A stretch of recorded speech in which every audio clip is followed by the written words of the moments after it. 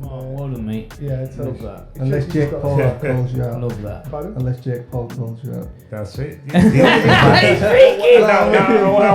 Come on, if he calls you out, how would you get on with him? If he calls you out. He can't fight. No, sorry. Wait, stop. He can fight. Yeah. He can. And the yeah.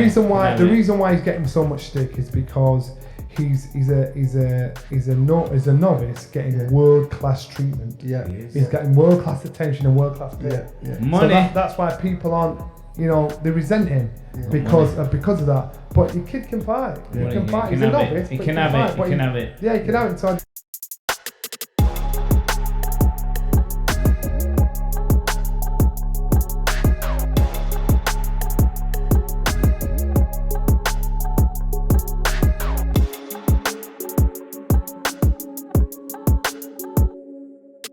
I said, Bren, am I missing something? He said, what? I said, I don't see how Carla beat me. Mm-hmm. But people are thinking he's going to beat me. I didn't grasp Pelly and Jonathan. No. And he said, John, as long as you believe it, doesn't matter. I know. That's right. Got to press conference. Yeah, that's right. When I got to press conference, now I've got to get mad. So the promoter's there, Carl's there, Billy Graham, I was there, Brendan, John Ingle. And as we're there, which was cruel. I must admit it was a cruel thing to do. I did apologise. Probably 8 years afterwards because he won't talk to me after this. Yeah. And I said loud enough before the press conference started and all the pressmen are getting ready. I remember seeing Carl in a club in Warrington called Mr. Smith's. Right? Yeah. Wicked dancer. Yes. And he don't remember me. And there was this girl I was checking and he was trying to chat the girl and the girl told me, she said, there's a boxer over there. I asked him if he knew you. He don't know you. I was all right. And this before we even knew each other and I'm watching Carl. So Carl was, and I thought that's his horn. Loves dancing. And so I knew that club. I knew Mr. Smith was around. So anyway, I went forward to John, loud enough, so Carl's there. I said, John, I was in a club the other day, what's it called? Mr. Warrington. So now it's that something familiar, clicked the pictures, Warrington, Mr. Smith. Mr. Smith. And I can't remember what Carl's woman was called at the time. Say it's Juliet or something, I can't remember her name. And he went, you want to know yeah? I said, yeah, I met this page called Juliet and so all he heard was Mrs. Smith and Juliet. So he's got his head. So in his head he's thinking, that's my girl. That's mine, not that club. Yeah. And then John sat back and Master. we just Master laughed one. And I seen him get up, go to the corner, he's on his phone like that. Shaking. So his girl must have been what you're talking about. Wow. They've been arguing. And I thought, and I watched him. Got him, John. And so there's a picture up there on the wall after that press conference. Yeah. And we're stood there face to face at the press conference. Carl's like gripped his fist, he's rocking backwards and forwards. And I'm talking outside of my mouth, I've got you, Anna. And he's like rocking backwards and forwards. He's really angry. And then I just walked away. And he was so pissed. So now he's pissed. Yeah. Now he's pissed. Now so I've got to set doubt in his mind. Mentally. I've got to say, I'm talking about the money I'm getting is more than what he's getting, loud enough for him to hear. Now, I don't know what he got, but I made out I got like 200 grand for the fight. I know he didn't get anywhere near that. So he'll be thinking Frank's against him, his girl's against him. Yeah. This guy's coming. So now, all these paranoid, I've got to mess his brain up. I've got his messy scan. I'm saying I'm going to knock him out in 5 rounds. I had no intention of trying to knock him out in 5 rounds. That was Dominic's idea. Say 5 rounds. I'm like, he said, just say 5 rounds. He's not going to work for 4 rounds. That means you've won the first 4. He's going to work for the 5th round, and then you're up. You're 4 rounds up. All right. And what happened? Yeah. So that's what I'm saying. So it was that convincing. Me saying I'm going to do him in 5 rounds. Yeah. Even the referee believed it. So I had. So when it came to the fight, Master. Yeah. When it came to the fight, and I got in the ring, I had to get in first. And I actually loved getting in the ring first. And when I got in the ring, because now I'm confident now, I know what I can do.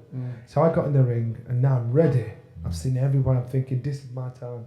I said to my wife at the time, Remember the day, Derby. I said, Derby. I said to her, she said, if you don't win this, Johnny, you're gonna have to get a job. I'm like, what?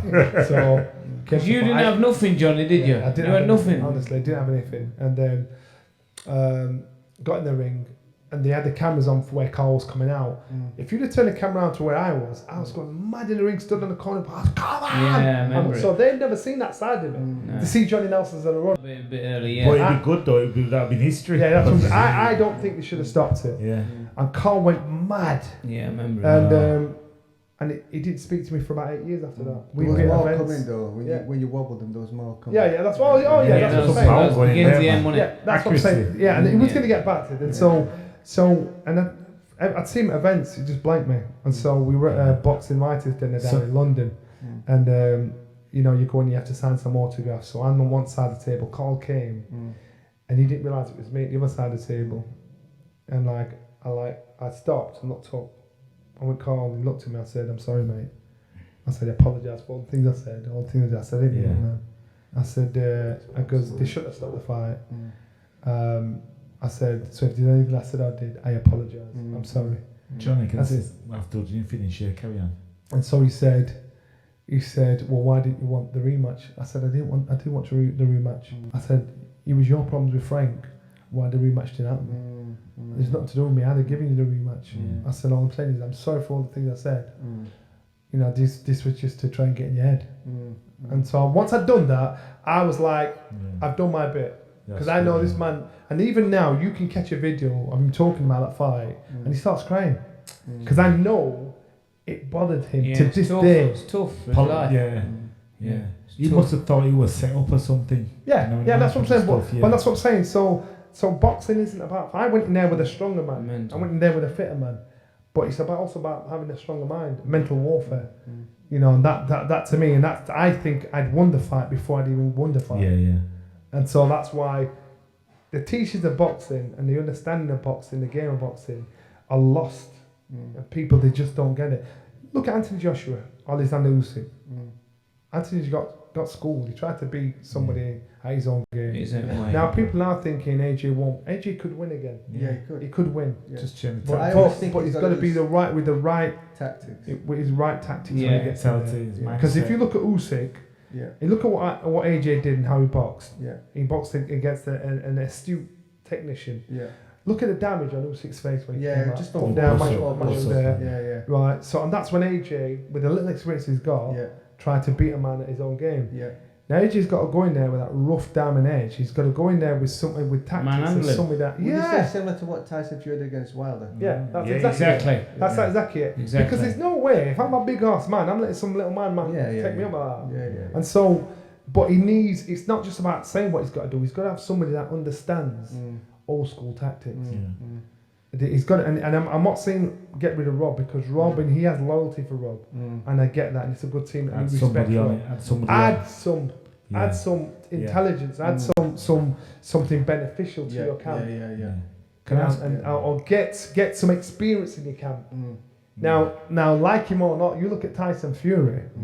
Tyson Fury, Smart. He uses the line shit house. When you say shit house, it means if you're talking, he'll know if you're full of shit or not. You're bullshit. Now I actually thought he was a bullshitter until he boxed Deontay Wilder. I thought you've got my and so before, when they said about him fighting Anthony Joshua would win, I said AJ might do him about 10 rounds. You know, but technically, Fury's the best in the world technically. Now I look at Fury. Fury's the best fighter in the world. And he's proved it to me. How do you think Dylan's going to do against him? Pardon? How do you think Dylan's going to do? I think Dylan is probably one of the most dangerous opponents he'll have, because Dylan, he have history where, and I don't mean 19 long time history, they have history where they spar together, and Dylan's got the top side of him on more than one occasion. Right. Dylan's, but the worry is this: you look at Dylan, you look at AJ, and when these guys first came on the scene as professionals, they had that raw, rough edge about them that got them their success, that 100%. Got them their unpredictability. Now, as time's gone on, the stakes have gone higher. These guys have become more safer, polished, safer. So therefore, and they've lost the essence of what got them there in the first place. So when Dylan gets in with him, Dylan has to be raw. Rugged. He has to be rugged, but mix it with the essence that he produces. But he really wants it, doesn't he? He'll miss with the hand and hit with the elbow. He'll push, he'll lead on you. You know, he'll play all it. So he's managed to get the essence and the old school tactics all in one. And these men are thinking, if I do this correct, if I throw a jab, no, you've got to be able to mix up. That's the ability to think not remember. You understand? So you got to think in the gym, and then when in your fight, think, right, I've got to do this. One of the trainers that I rate, Virgil Hunter, and I speak to many of them, and Virgil Hunter, when he was talking about working with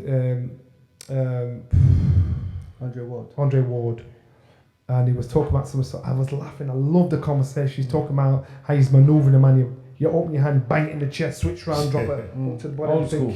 Old school. There you go. Proper respect. So when Amir Khan was with Virgil Hunter, I thought Amir Khan, he doesn't respect what you're doing.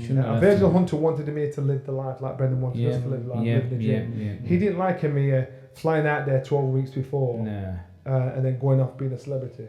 Right.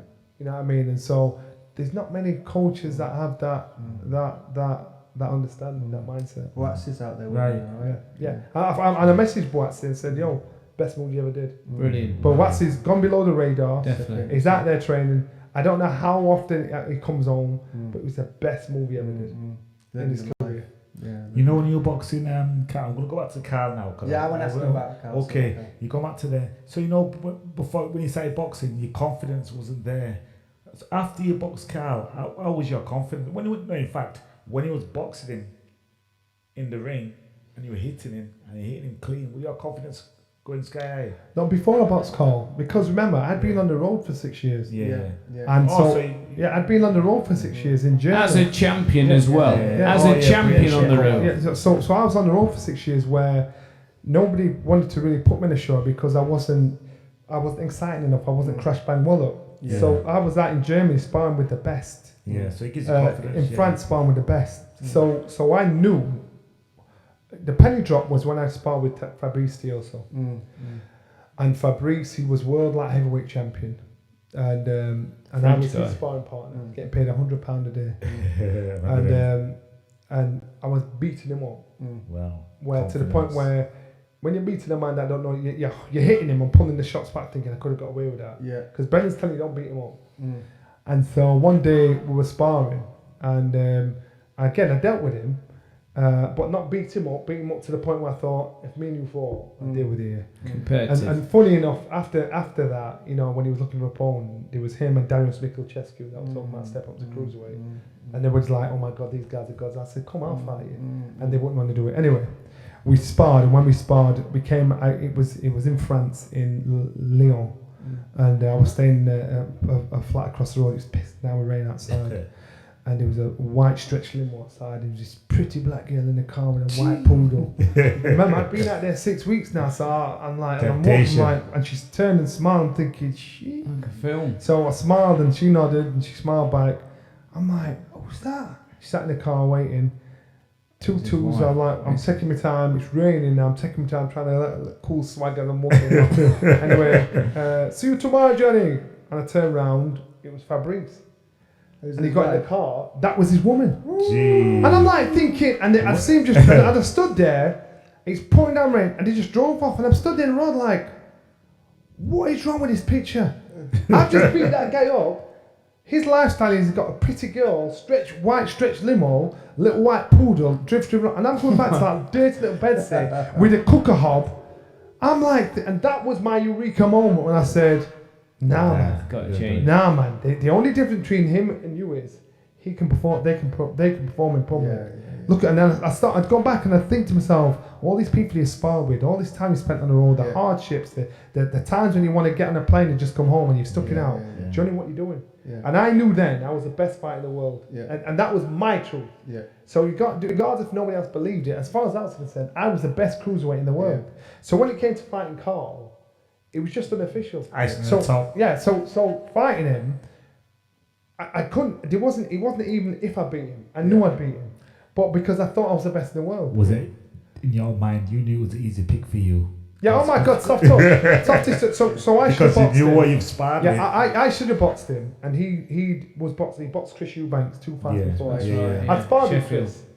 And fooled up Chris. You know, so him and Chris had some mad fights. I didn't get no step aside money, so Brent said let them beat each other up, and so they got stuck into each other, and so it was my turn.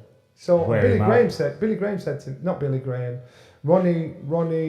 Chris's trainer said, Ronnie Davis. Yeah, he said if we'd have won, you wouldn't have got a crack at the title. So when it came to fighting Carl, and I knew he was shot warm because he just had 2 tough fights with Marman. And so then I beat Carl. Yeah. And when I beat Carl, to me, that was the easiest touch going. And then I look back on my career and I think of the defences I did, and I thought, how would Carl have gone against those? So we both boxed a guy called Ezra Sellers. Ezra Sellers could bang. Dangerous. It could bang. And so I boxed Ezra. Ezra hit me on the top of the head. It felt like somebody just shot me, like you see a horse getting shot. Boom, I went down. I'm like, shit. Was that the first round, wasn't it? Third, I think it was. I'm like, shit. You need to get Johnny. This guy's going to tear you up. And so, so then I knocked him out about 7 rounds. Wow. He boxed Carl. You watch that fight. Carl Thompson against Ezra Sellers. Wicked fight. Boom, boom, boom. They're both going down like non-stop. And they were at some fighters at seminar, and they were both complaining about losing to me. And the guy told me there, and I'm like, Ezra said, yeah, he stuck his thumb in my eye, and Carl said, yeah, he should have stopped me. And I was laughing, thinking, you know what? I used to be you. I used to complain about everybody else that's up there. Yeah. Now, but the responsibility of being a champion is this. When you're a challenger, you know what your food is. You know what you want. You know what your aim is. You know what you're chasing after. You know what your motivation is to get up at stupid o'clock in the morning. You can watch a video. You can talk to whoever. That's your aim. You've got the responsibility of being a champion. Is you don't know who's hunting you, but they know you. But you've still got to be alert, on point and ready. So it's hard being a champion because a lot harder being a champion. Oh God, a lot harder. A lot harder being a champion because as a champion. There's some young kid that could have just turned pro that you don't know about, and he looks at you, everything about you, and he's planning. So he's got 10 years to plan to beat you, whereas you'll get 6 weeks notice to beat his 10-year plan. So as a champion, everybody's watching you, and they've got more notice to beat you than you have to beat them. That's the responsibility of being a champion, because once you become champion, you get the trappings of champion status. You get the money. You get come here, come there. You want to make dollars. You want to be on TV. So you're not training as hard as you want to train, or focusing what you focus on. So as a champion, you've got to have the discipline to think, I'm a champion. This is my job. This is what got me in the first place. Marvin Hagler used to take himself back to Boston in his dirty little bedsit and train for 3 months before his fight, because he said there's no champions if you get up in silk pajamas every morning. That hunger's going to go. So most fighters, what happened is they lose their title in the first or second defense. First defense is usually a soft touch. Second defense is a fight they've got to have. And I learned this. Brennan said about Barry McGuigan when he won the world title, and Barry said, and Brennan said, and I remember saying Barry was in the ring. And Barry said, I want to thank Mr. Eastwood. Thank you very much, Mr. Eastwood. Blah, blah, blah, as usual. And Brennan said, that's him done. I said, why? He said, because that was his goal. That was his goal. His goal wasn't to be a champion and move on. And he's like relieved. That was his goal. Barry lost it in his second defense. Of being world champion. Because that's what I'm saying. You've got to have that hunger, attitude, desire. The knowledge and experience this guy's had is untrue. Like we're all in awe here. The dog's snoring out around here, boy. He's heard cold. He knows Johnny's voice, so he sleeps. He'll be quite bosh. Go on. I wanted to ask you something about Carl Thompson, because after you beat him, he still went on to beat David here. He still went on to have a war with Terry Johnson. And he won a title as well, didn't he? So he still had something left after you beat him. And he was still. He won't finish, was he? And that's what I'm saying, and that's why. It's a good win. The problem is, I don't know if it's just this country, but we don't appreciate what we've got until it's gone. Yes. You look at Floyd Mayweather. Floyd Mayweather is not the most popular guy in America. No. He's not the most popular guy in boxing, but. Like it or not, he's the best fighter this world has seen. Smartest. Right? And it sounds like sacrilege to say that when you've got the likes of Jack Johnson, Ali. I mean, in the ring, socially those guys blitz him. But as a fighter, the boxer, he's the best guy you will have ever seen. Smart as well. So here in the UK, we've had amazing fighters and amazing talent. And we seem to struggle to give credit where credit's due. We love to because the reality of this kid from Sheffield being the best in the world. Give it. Nah, no chance. Even from America, he'd beat. And we're at the stage now where the Americans have to respect us because now we're back in our bolso, and so I to me when Carl went on to have all these fights and beat all these people, no matter what they said about me, look at my opponents, look at the people I beat. Caliber, different caliber. Yeah, different caliber, and I beat as in Dominguez. He was the WBC champion, and he'd lost his title, and I was his second fight after losing his title. First fight after losing his title. Marcellus Dominguez, you know, he was a badass fighter, and he said, if the likes of Johnny Nelson beat me, I'll retire. People like him got no pedigree. They don't deserve to be here. I was world champ. I was WBO champion. He's got no pedigree. He shouldn't beat me because my man had achieved everything as the amateurs, professional, WBC, best belt you could get. And this is what he was saying for the fight. And then all of a sudden I'm thinking, shit, now this is the real deal, Johnny, because you've got somebody that's got all the pedigree, that's done everything. So now, if you can fight, you should beat people like this. Because if you are really as good as you think you are, if you're really the best in the world. And when I beat Dominguez, the public didn't realise to me how significant that win was. Because that's when it cemented my belief as being the best fighter in the world. And the guy that took his belt called Juan Carlos Gomez, he was boxing in Germany. But because I was over in Germany a lot, they flew me out there to do some commentary work on him. And after the fight, they talked about him fighting me. And he said, you couldn't pay me enough money to fight Johnny Nelson. Wow. And I'm like thinking, so it's on German television, I'm thinking, why don't people see this at home? You know what I mean? Because all the boxing world is saying he's the best fighter in the world. This guy just said, you couldn't pay me enough money to fight that guy. You know, but it was on German TV, I'm like, damn it. But I don't live by the adulation, but I just know, I don't mind. I know what I've achieved. I know what I've done, and I'm not as popular. I'm not as famous as self-satisfaction. And also, you have little mingled in the heavyweights. You won a title for them. You won a heavyweights. I've won two. What made you go to heavyweight? What made you? You didn't just want the confidence. But I knew. So they wanted me to jump up to heavyweight. I wasn't a heavyweight. I was a cruiserweight. I could make heavyweight. That's when the money. And that was with the old cruiserweight limit, 13.8. You went up to because he went to 14.4. That's what I'm saying. And when I boxed at Corey Sanders, 12 days notice. He should have boxed. He was massive, wasn't he? Yeah, absolutely. And it was that in South Africa. South Africa. How did you go there and win? I said this before. No, I didn't win. I lost on point. I was supposed to get knocked out because what happened was, and this was before I won the world title. What happened was... He was huge to you, man. I was 13 stone 12 at that fight. He came in at 17-12. And he was massive. He was a big dude. Flew to South Africa. And he should have boxed Bone Crusher Smith. Bone Crusher Smith failed the medical. I lost to Corey Sanders in South Africa. Then I flew to Auckland, New Zealand to box a guy called Jimmy Thunder.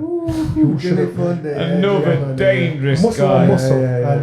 And he should have boxed. He was boxing for the WBF heavyweight title, which was a big deal down there, like we always hear. And we got out there 10 days notice. I beat him. Peppered him. Peppered out his life. That's the one I thought. That's who you beat. Beat him. Peppered out his life. And then I flew to Thailand and fought a guy called Nikolai Kulpin. My man's been could write 10 books. Yeah, man. Nikolai Kulpin and beat Nikolai Kulpin. There was a crowd of 33,000 in a football stadium.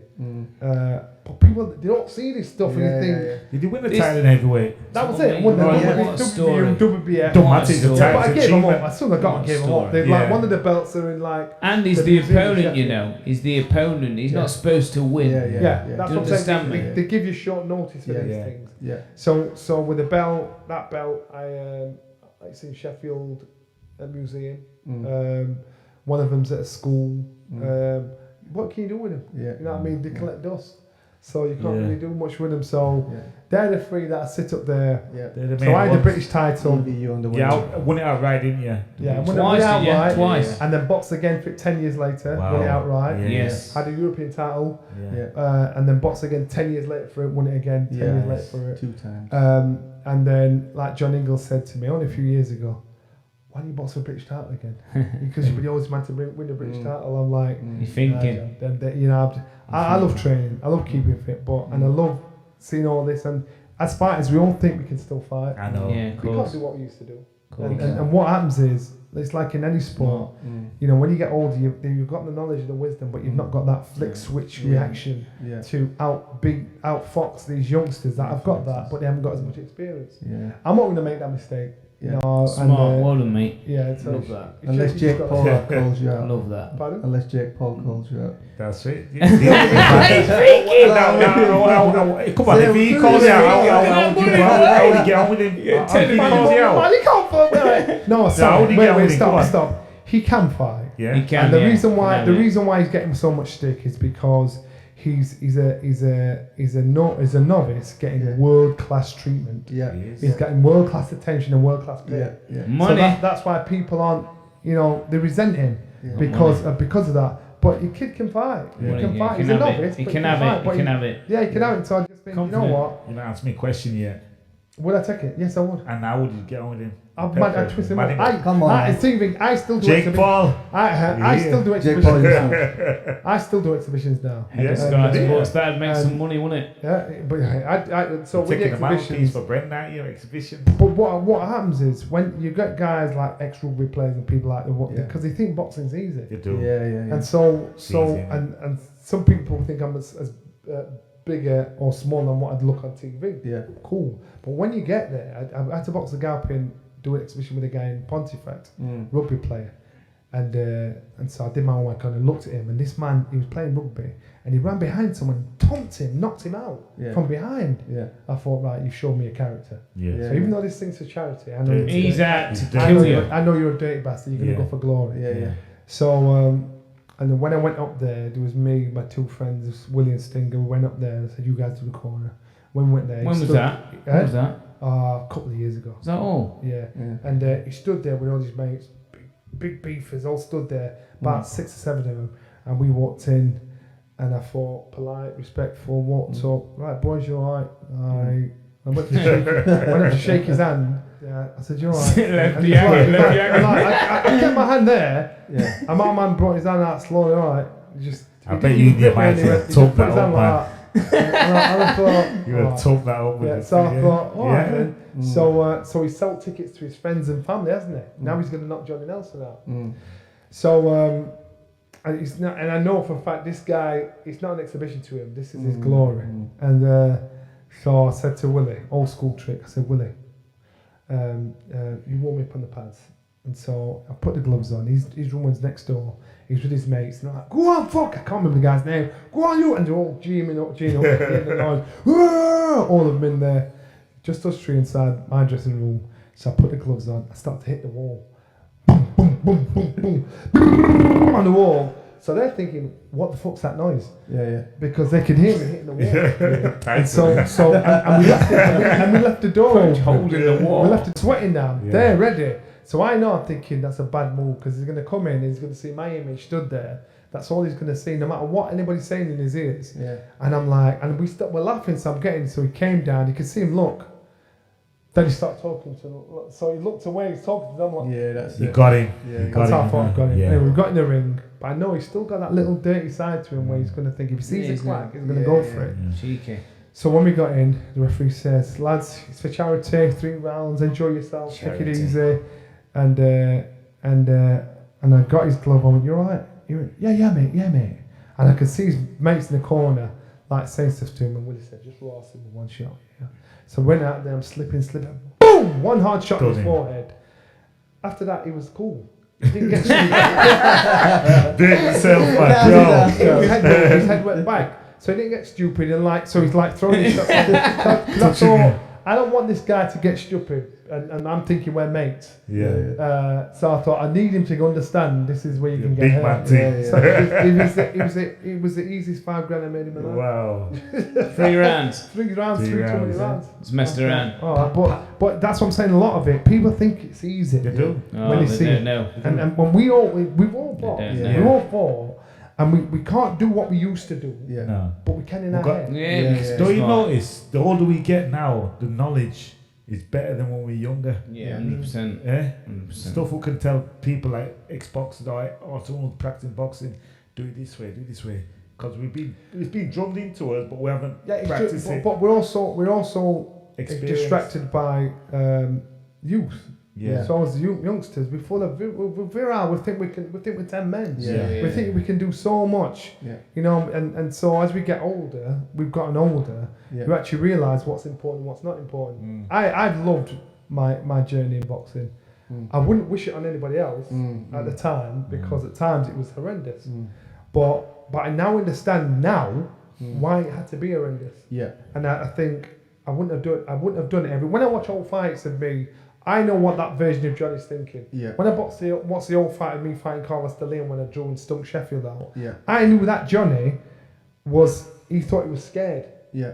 But that Johnny was nervous. And I want to reach to the TV and slap myself to say, Johnny, it's just nerves. Nerves are good. Yeah. So I knew, I could see me growing up, each fight, I knew what I'd be thinking. Yeah. So when I see youngsters coming through, and I just you could pass it knowledge on to him, innit? Yeah. That's what I'm saying. So we all met Brendan for a reason. And Yeah. Brendan taught us a hell of a lot. For us to not pass that on somehow, is a shame. Brendan used to say, if you're ignorant and you don't know you're ignorant, that's a shame. Yeah.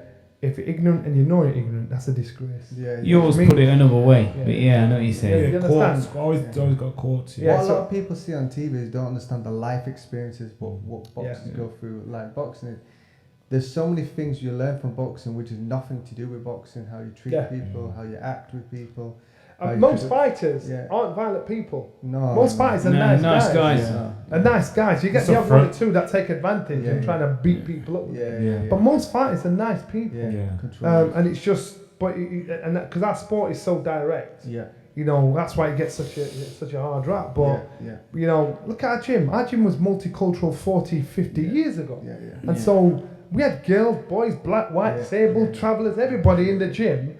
And our gym got so much stick. Brennan was years ahead of his time. And so to me, that now they're trying to be vultures on it and trying to say, oh, this is the correct thing to do. Society could learn a lot from what happens in a boxing gym. Pardon? Society could learn a lot from what happens in a boxing gym. But the thing is, I worry. I think now, if Brennan was around now, how would he fit into today's society? Now his philosophy would work massively. Yeah. His language wouldn't, right? Because the people are so woke in regards to you can't say this, you can't say that, you can't say this. Brennan be getting in trouble every day. You know, because in our gym, in the gym, he wanted our language to be industrial. When you're in the gym, we fight like cat and dogs. He wants us to get used to what we're going to get outside the gym. Right. So we'd laugh and joke about it, and he always say sticks and stones may break your bones. And so he wanted us to be able to walk in the gym when someone's shouting shit at us, we can ignore it and still beat up the man. And you know the amount of times I got into fights and got racially abused. I mean, things thrown at me, people spitting at me, trying to kick me. Australia, New Zealand, Did it in Sheffield, brother. They did it in Sheffield. Yeah, Sheffield. The amount they of did it in times, his own town, mate. People throwing stuff at you or swearing at you or calling you racial names. And I was just like, and I'd think to myself, how do you come back from that, though? They didn't do it in they did it in Sheffield, in his hometown. That's what I'm saying. And so how do you come back from that? Brendan prepared you for that. And as I said earlier, Andrew Facey, he boxed at the gym as well. He said to me that we talk about stuff that's happened. You know, people, they've no idea about. You've got to prepare. It's what you teach kids. You've got to teach kids life. Now, I'll tell you, and I don't know if it's a great advert, but I didn't learn anything in school. Everything I learned was at school. I learned to read. Up to a 13-year-old, I learned to write. But my education started when I left the streets. So what does that tell you? Does that tell you the mindset in schools are wrong? Because they're teaching the wrong thing. Some kids are very good with pen and paper. I wasn't. Some kids are very good with their hands. Some kids need some people just want life and social skills. That's what Brendan taught us, life and social skills. And what he did was with a lot of them, if you were bad at school, he said you can't come in the gym. So kids were good at school, so they could go to the gym. Naz was a little bastard. And Brendan, the amount of time Brendan had to go to his school and excuse me and say, Naz, if you do this, you can't come in the gym again. You know, and you ask anybody that was at school, any teacher, they'll tell you that. You know, so these are the things that people just seem to miss. Janie, cutting you a little bit, yeah.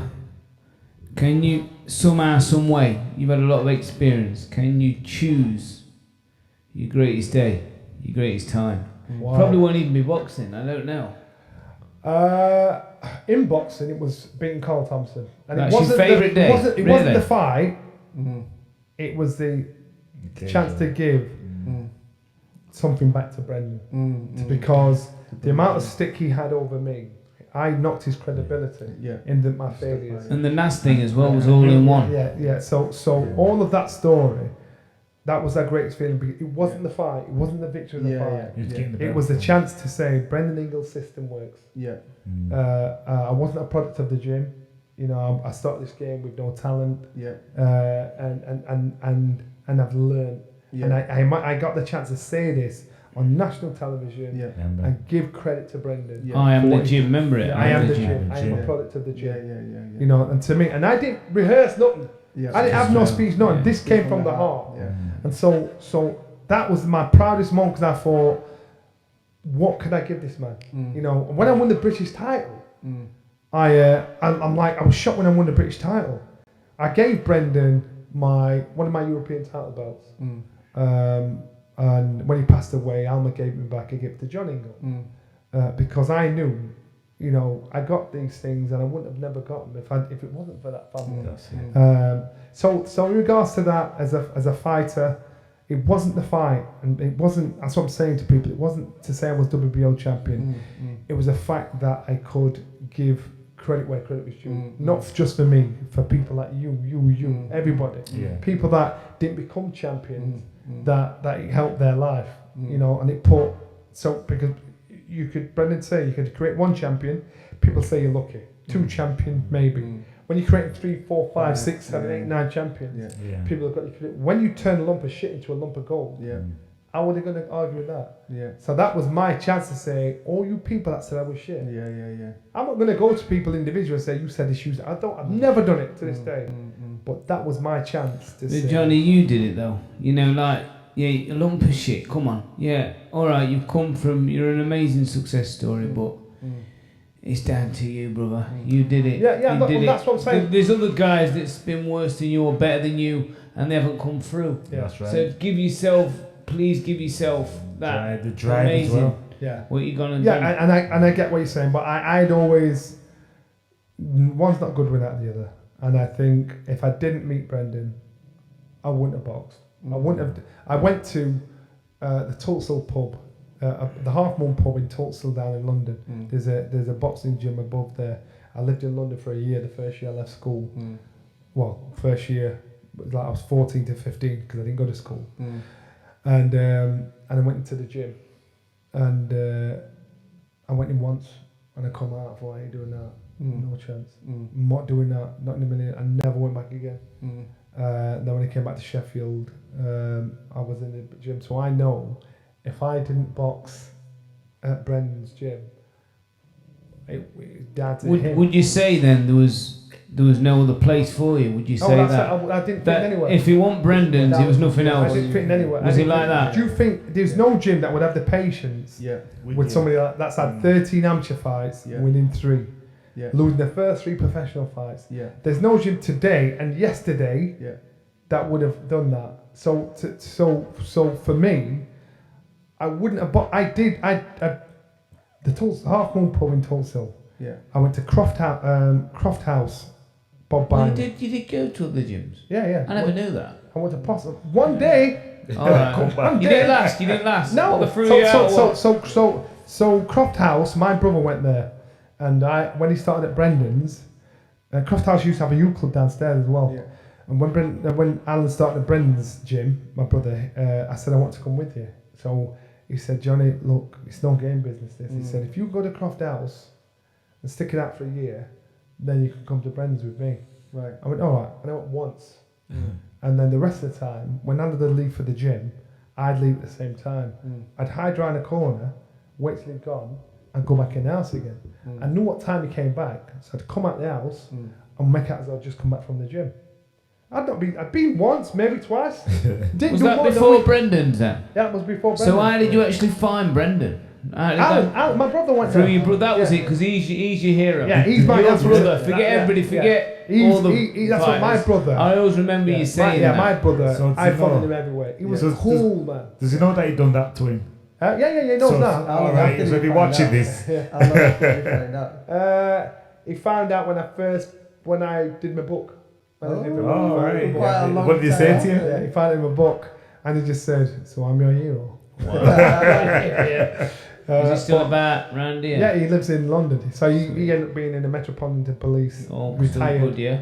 Retired now. This is how cool So my brother was in the cops. He's a success. When he was in the cops, I said to him, "How do you manage to still work in your area, and you don't get grief from people in the area?" Yeah. And he said, "Because that was fair." Yeah. He said one time he arrested this guy for teething a bike out this woman's house. He said, "I caught the guy, put the cuffs on him, phoned for the van to come and get him." They said about 15 minutes. He said, I'm stood there, and he said, I thought to myself, you know what? I'm gonna take him to this woman's house, this old Jamaican woman. So he said, I took the perp, had his cuffs, holding him, walking into the woman's house, knocked on the door. He said, "This is the guy that stole your bike. I'm waiting for a van to come and pick him up. Is there anything you want to say to him?" The woman cussed him out, like that. Cussed him out. Mama stood there like that. And then he said to her, "What do you want me to do with him?" And the guy's looking at my brother, looking at the woman, and the woman said, "Make him go back. No, man, come back here again, And so Alan took the cuffs off. Yeah. And let him go. Wow. And when the van came, he said, he scuffled and got away. Now, I bet you respect what that is, that's what I'm saying. That's what things like that in the area. Yeah. He was fair. Yeah. You understand? He was fair because he was a cop. He was fair. So now he walks around his area, and he's cool. And they respect him. Yeah, they respect him big style. Yeah, and I'm like, yeah, man, that's all right. And that's if I was a cop, that's the kind of cop I'd be. Yeah, 100%. I probably wouldn't be a cop now to see something like that. But what I'm saying is, and he was cool, and that's why. So my brother, again, I couldn't go to Brennan's gym until I boxed somewhere else for a year, and I probably did no more than a week anywhere else. No more than a week. Didn't do, and that's why I knew if I didn't go to Brennan's gym, I would never ever box. Love that. Would you say when you started out, I'm just curious of your mindset listening to you, when you started out, was it more about proving everyone else wrong, but at some point it was more about proving yourself right rather than others? I love that. It was for me. Yeah. Because I got enough abuse from people telling me. That's why he's successful. I got enough abuse from people telling me how rubbish I was. Yeah. It hurt. Yeah. So when you're seeing stuff in the newspaper and they used to do all the little caption cartoons, and there was a joke when I boxed Carlos de Leon for the world title. There was a joke about me in one of the newspapers, and it was a guy that had been in a coma for 10 years, and so they put the Johnny Nelson fight on in his room, and the guy woke up out of the coma to turn the TV off. So this is kind of funny, but then it made me think, you know what? Did you believe him though? No. Did you believe what they were saying about you? It hurt. It hurt. But did you believe him? No, I didn't believe him. I believed that time. I started to believe I was a coward. Yeah. Because if enough people say it, then you start to believe it. And so my problem was then you've got to go within, because this comes anything that happens, grief. I've got to process it in my head and understand it. So when people are saying I'm a coward, I'm thinking, hold on a minute, I do the same training as everybody else. I do this like why? What's the difference between me and them? So I've got to understand. So I understand that when people say stuff, it can hurt. Some people can cover it better than others. So then each time people have said stuff about that was rubbish, I was coward.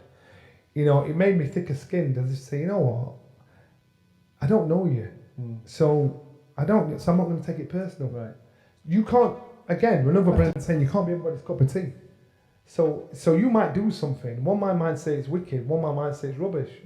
If you and even on social media now, you've got sportsmen and women, and they come off social media because some troll said some shit about them. I get it every day. And I think you're an idiot, because if you're the one that's getting up and training 3 times a day, dieting, committing all this, and you let some armchair champion say something nasty, and you're letting that affect you, you don't belong in this sport. It's got to drive you, man. Yeah. So what you got to do is, to me, it was for me. Yeah. When I was away in Germany as a sparring partner, and and it was horrible. I want to come home. They'd be clever. They gave you a 6-month ticket, a 6-week ticket. So you'd fly out in January. Your ticket wasn't until the second week back in February. Then you go back again in February. If you wanted to come home early, you had to somehow get from Frankfurt on. Right. So when you're in those situations, I know that I'd been through enough in boxing to just want to run, to want to give up. But I knew that if I did that, it would affect every aspect of my life going forward: marriage, relationships, jobs, and everything. I found a letter once. I was in the same room. Henry Akinwande was in my room before me. Yeah. He shoved a letter that he'd written to his girlfriend down the side of the bed, and he was talking about, and he was writing everything I was thinking. How lonely it was, how dire it was, how much he wanted to come home, it was horrible. Yeah. And I saw the letter from Henry to his girl. I thought, shit. You know, Henry Akinwande, former heavyweight champion. He was there too. Many fighters have been out there. Not many fighters could stick out. I've been to Denmark and I've been the same. Yeah. Honestly, I literally cried. I went to get home. Yeah, that's what Denmark. Bored. But the thing is, they treat you back. If you you'd be sparring with them, they'd hit you, and if you wobble, get you going. They ain't stopping. But if you do it, they're pulling you away. And don't do that. Yeah. That's what I'm saying. They batter you, and I thought I am never getting beaten up in sparring. Yeah. Now there's only one time I got put down in sparring, and that was a guy called Alex Blanchard, and we were in Holland, and this guy conned me. And they couldn't hit me, and I'm moving. I'm phoning Brennan up. He said, just keep doing what you're doing. I said, Brennan, he's complaining. He wants me to stand still. He said, just keep doing what you're doing. I went, all right. Then let's turn up at the hotel once. He said, come on, let's go for a steak. I went, yeah, all right. Turn up in a BMW 3 Series, whizzing down the road like he's my friend and everything, chatting away. He said, you're a good fighter. He said, he's talking away. He's soft corny got me on. Soften you up. And he said, but what you need to do to be a better fighter, you need to learn to stand still and just slip the shot. just before they get so he's talked to me like we're good friends, paid for the steak, everything. Yeah. I'm like, he's all right here. Got in the gym next day, and boom! First time in my life I'm on my arse. Yeah. I started crying. Jeez. And I thought, how old are you then? 17. So I thought, wow, bastard. I started crying because one of the shock of it, and two, that had actually been put down. And so it was scary. Yeah. And I thought, and I started like crying. And I got up, and he said, "Come on, get up." And I thought, human nature can be so bad. Yeah. And I thought, you're that to me again.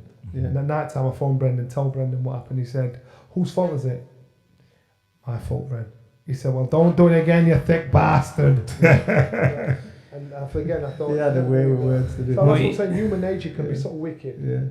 You know, it's just inspirational, intriguing, educational. You know what I mean? We could go on for hours and hours and hours. You know what I mean? Honestly, I'll leave you, man. I'll go on longer. It's made us so. You're a dog, man. Made us so comfortable in his own home today. You know what I mean? I could stay all day, man. Thanks, Johnny, for today. Anytime. You know what? I've seen your other episodes. I'm telling people, subscribe, because I'm a fan. Subscribe. You know, I watch them and it makes me smile because I'm seeing some of the old school as well. I thought, oh God, I can't remember. Oh shit! And they're talking about stories that I remember. Yeah. We do a show called The Gloves Are Off, and The Gloves Are Off is based on this kind of thing where we're sat ringside in the gym and we're just talking about general stuff. That's a show. Yeah. You know, so what realistic. This is our show. Good shout. Get on it. Subscribe. Good stories. Is that me taking us out or are you taking us out? Yeah. Johnny can take us out. Hey, Johnny, take us out. Take us out, man. Get the tune on there. Give me 2 minutes, Johnny. Take us out. You take us out, Johnny. Appreciate you being here. Okay, so you're going to say, thank you for tuning in to the 13th and final round podcast. Okay. This has been me, Johnny. We're out. We're out. Thank you for tuning in to the 13th and final round podcast. It's been a wicked 15 hours. Yeah. Wicked. Yeah. Love it. And we'll be back. Yourself, Johnny. We'll be back. Respect. And we out.